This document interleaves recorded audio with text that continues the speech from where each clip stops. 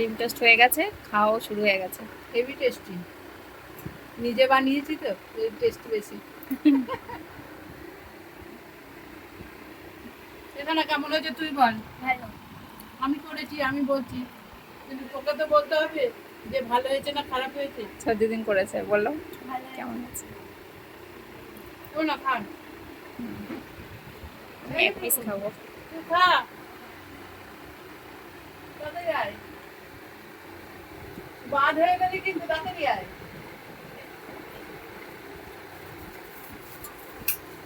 এমনি ব্রেড তো বন্ধ করো।